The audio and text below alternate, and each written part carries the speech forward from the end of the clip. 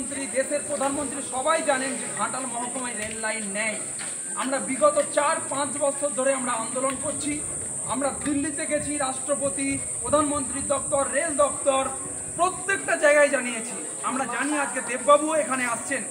আমরা দেববাবুর কাছে এই নিয়ে 3 বার গেছি যাতে উনি রেলপথের বিষয়টি পার্লামেন্টে তোলেন। আমরা শুনেছি 2010-11 সালে নাকি রেলপথ পাস হয়ে গেছে। তাহলে রেলপথ যদি পাস হয়ে গিয়েই থাকে কেন ইমপ্লিমেন্ট হচ্ছে না? কেন্দ্র সরকার বলছেন যে এখানে জমির সমস্যা। তাহলে আমরা এখানকার যিনি বিধায়ক রয়েছেন তার কাছে আমরা এটা আবদার করব, আবেদন রাখবো, আপনি তাহলে যদি জমির সমস্যা হয় তাহলে বিধানসভায় তুলুন। আমরা এখনো পর্যন্ত 3 বারের সাংসদ দেববাবুকে আমরা কিন্তু রেলপথের বিষয় বলতে শুনলাম না। এখন বাদল অধিবেশন চলছে। আজকে এই বীর সিংহের পবিত্র মাটি থেকে ওনাকে আমরা হাত জোর করে নমস্কার করছি। দাদা, স্যার, বন্ধু, আমাদের এই বিষয়টি দয়া করে আপনি পার্লামেন্টে তুলুন, কারণ এখানকার মানুষ রেলপথ চাইছে। ঘাটাল মহকুমা একমাত্র মহকুমা ভারতবর্ষের মধ্যে যেখানে রেলপথ নেই। অনেকে বলছেন যে এখানে নাকি বন্যা হয়, বৃষ্টিতে জলে ডুবে যায়। বন্ধু, কাশ্মীরে রেল লাইন কি করে হচ্ছে? গঙ্গার নিচ দিয়ে মেট্রো কি করে হচ্ছে? কেরালা, ত্রিপুরা পাহাড়ি অঞ্চল রেল লাইন হচ্ছে কি করে? তাই এই ভ্রান্ত ধারণা দূর করুন। এলাকার সর্বস্তরের মানুষদের কাছে আমরা অনুরোধ করছি আপনারাও এগিয়ে আসুন যাতে এই বিদ্যাসাগর মহাশয়ের পবিত্র জন্মভূমি রেল মানচিত্রে যুক্ত হতে পারে।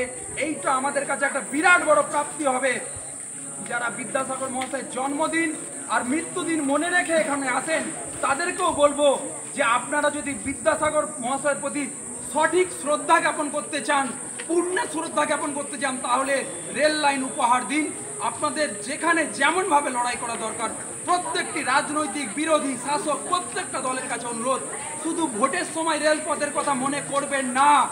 এখানকার যিনি বিধায়ক রয়েছেন ঘাটাল বিধানসভার মাননীয় শীতল কপাট, এখানকার লোকসভার সাংসদ মাননীয় দেববাবু, দীপক অধিকারী, প্রত্যেকের কাছে অনুরোধ, এই রেলপথের জন্য আপনারা প্লিজ আপনারা চেষ্টা করুন। বিধানসভা, লোকসভা যেখানে বলার আপনারা বলুন, এবং প্রত্যেকটি দলের কাছে অনুরোধ থাকবে আপনারা রেলপথের জন্য সচেষ্ট হন।